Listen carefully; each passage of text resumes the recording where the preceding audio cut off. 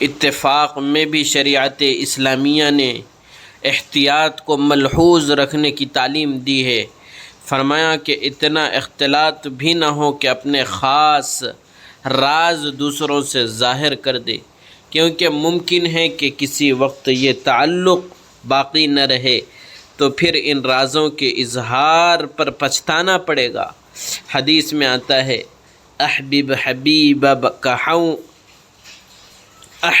حبیبک ہونا ما عسى ان يكون بغيضك يوما وابغض بغيضك ہونا ما عسى ان يكون حبیبک یوما، یعنی دوست سے سنبھل کر دوستی کرو، زیادہ گھال میل نہ کرو، زیادہ تعلق نہ کرو، زیادہ دوستی نہ کرو، شاید کسی دن دشمنی ہو جائے۔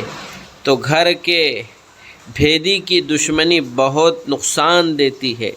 اگر کسی کو اپنے دوست کی نسبت عداوت کا احتمال نہ ہو تو وہ اپنی ہی نسبت یہ خیال کر لے کہ شاید کسی دن میں ہی بدل جاؤں۔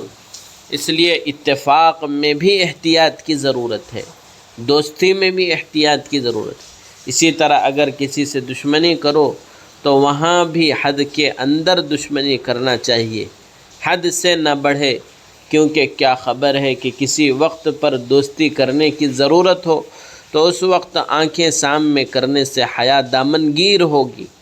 جس کی دوستی اور دشمنی اعتدال سے ہوگی اس کو کسی وقت بھی پریشانی نہ ہوگی۔